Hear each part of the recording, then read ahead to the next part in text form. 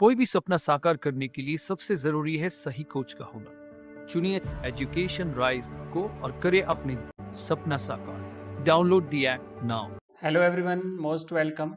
आइए अब शुरुआत करते हैं अपन हाफ ईयरली एग्जाम जो अपना होने जा रहा है, अर्धवार्षिक परीक्षा 2025 हिंदी कक्षा के 12वीं कक्षा की हिंदी सब्जेक्ट महत्वपूर्ण जो प्रश्न परीक्षा में आने वाले प्रश्न हैं उसका हम अभ्यास करेंगे और वो सारे प्रश्न बताऊंगा जो आपकी परीक्षा में छपने वाले हैं।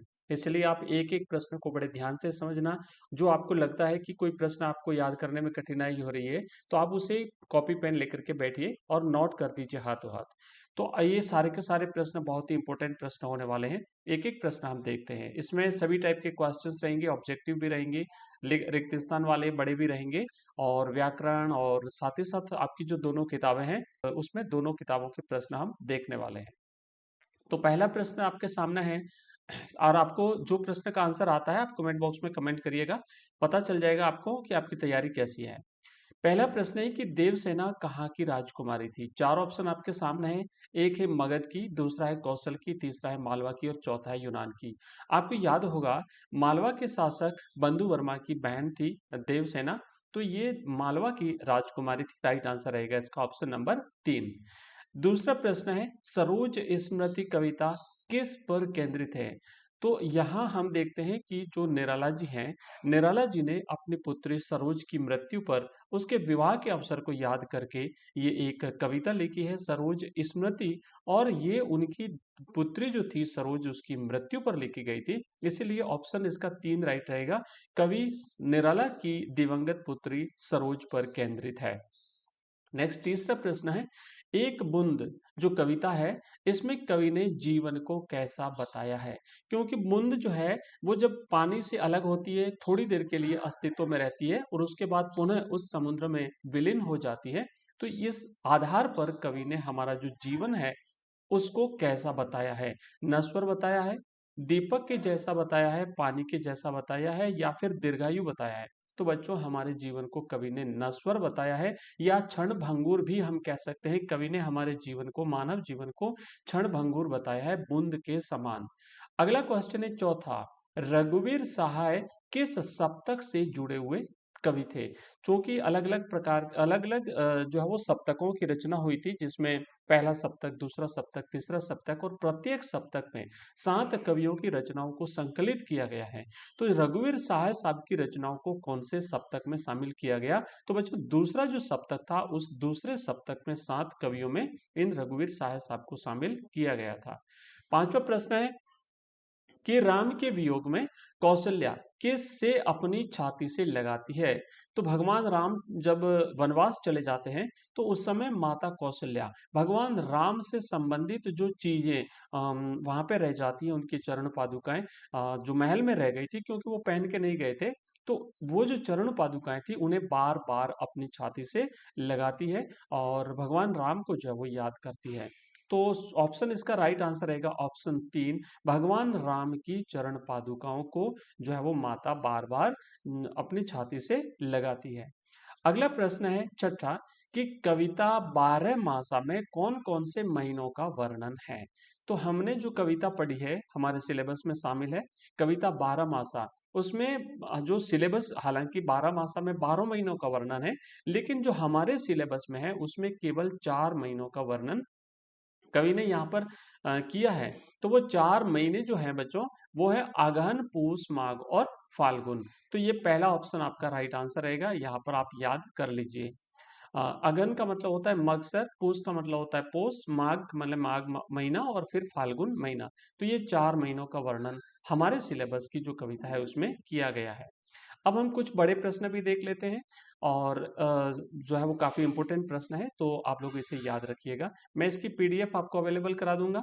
पीडीएफ के लिए आप हमारा व्हाट्सएप ग्रुप और टेलीग्राम चैनल ज्वाइन कर सकते हैं। व्हाट्सएप ग्रुप और टेलीग्राम चैनल का लिंक इस वीडियो के डिस्क्रिप्शन में दिया हुआ है। आप वहां पे जैसे ही मैसेज करें उस लिंक को क्लिक करके ज्वाइन कर लीजिएगा, तो आपको जो है वो वहां पे जो पीडीएफ रहेगी वो आपको मिल जाएगी।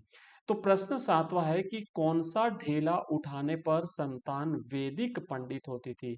हमने देखा जो ये जो चैप्टर है हमारा, इसमें प्राचीन काल में हिंदू जो धर्म था उसमें विवाह की अलग अलग रीतियों के बारे में वर्णन किया गया है। तो वैदिक काल में एक ऐसी परंपरा थी कि विवाह से पहले कन्या के सामने अलग-अलग मिट्टी के ढेले रखे जाते थे। अलग-अलग स्थानों से लाई गई मिट्टी के ढेले रखे जाते थे और वो ढेले जब जिस किसी एक ढेले को उठाया जाता था, तो उसके आधार पर उसकी भविष्य जो संतान होती थी, संतान होने वाली होती थी, उसका अनुमान लगाया जाता था। तो यहाँ पर ये पूछा गया है कि कौन-सा ढेला उठाने पर जो संतान है वो वैदिक पंडित होगी, ऐसा अनुमान लगता था। तो बच्चों ऐसी मान्यता थी कि वेदी का जो ढेला होता था, जहाँ यज्ञ होता है और उस यज्ञ वेदी का की जो मिट्टी होती थी, उस यज्ञ वेदी की मिट्टी से बना हुआ ढेला जब उठाया जाता था उस कन्या के द्वारा, तो जो संतान पैदा होगी वो वैदिक पंडित होगी, ऐसा अनुमान लगाया जाता था। नेक्स्ट प्रश्न है 8वां। हर गोविंद किसका नाम लेकर पैदल ही चल पड़ा था? आपको याद होगा हर गोविंद जो है वो बड़ी बहुरिया के पीहर गया था उसका संदेश देने के लिए, और जब वहां से वापस लौट रहा था तो उसने वहां से किराए का पैसा नहीं लिया था, क्योंकि इसके पास भी पैसा ज्यादा नहीं था, पूरा किराया नहीं था। तो आधी दूरी तक तो वो ट्रेन से आया था, लेकिन उसके बाद जब उसके पास पैसा नहीं था तो वो ट्रेन में न बैठ करके पैदल ही रवाना हो जाता है। तो उस समय वो किसका नाम लेकर के पैदल रवाना हो जाता है? तो बच्चों हरगोविंद के पास जब ट्रेन की टिकट के पैसे नहीं थे, तब वह महावीर विक्रम बजरंगी का नाम लेकर पैदल ही रवाना हो गया था, पैदल ही चल पड़ा था। हालांकि वो अपने गंतव्य स्थान पर पहुंचने से पहले ही बेहोश भी हो गया था, भूखा प्यासा वो चलता रहा था। नेक्स्ट प्रश्न है 9वां। सेवाग्राम में कौन कौन लोग आए थे? आपको याद होगा भीष्म साहनी जब अपने भाई को मिलने के लिए सेवाग्राम गए थे, और जहां पे गांधी जी ठहरे हुए थे, तो लेखक वहां पे कुछ महत्वपूर्ण लोगों का वर्णन भी करता है कि वहां पे और कौन कौन से लोग आए थे। तो इस पाठ में लेखक भीष्म साहनी ने गांधी जी, जवाहरलाल नेहरू, यासिर अराफात, पृथ्वी सिंह आजाद, मीरा बहन खान, अब्दुल गफ्फार खान, राजेंद्र बाबू, कस्तूरबा गांधी आदि लोगों के आने का जिक्र किया है। तो ये लोग वहां पे जो है वो लेखक को ऐसे लोग वहां जो है वो वहां पे आते थे, इसका वर्णन लेखक ने अपने इस अध्याय में किया है। नेक्स्ट है बच्चों 10वां प्रश्न। लेखक हजारी प्रसाद द्विवेदी के अनुसार अपराजय जीवन शक्ति का प्रतीक कौन सा वृक्ष है? तो लेखक ने जो कुटज का वृक्ष है ना, जो पत्थरों में उगता है, पहाड़ों में भी जो है वो उग जाता है, तो उसे अपराजय शक्ति का प्रतीक माना गया है। तो बच्चों ये हमने 10 क्वेश्चंस किए हैं, काफी इंपोर्टेंट प्रश्न है, आपकी परीक्षा में बिल्कुल छपेंगे इसी में से। तो ये हमारी एक क्लास थी, बिल्कुल हम इसे कंटिन्यू करेंगे आने वाले दिनों में, आपको इसी प्रकार के महत्वपूर्ण प्रश्न अलग अलग सब्जेक्ट्स के जरूर मिलेंगे। आप लोग इसे पढ़ते रहिए, अपने मित्रों के साथ इस वीडियो को शेयर करिए। ये क्लास अगर आपको पसंद आई हो तो इसको लाइक भी करिए और चैनल को सब्सक्राइब जरूर करिएगा। मिलते हैं अगली क्लास में, तब तक आप लोग पढ़ते रहिए, और आपका बहुत बहुत धन्यवाद क्लास को ज्वाइन करने के लिए। Thank you very much.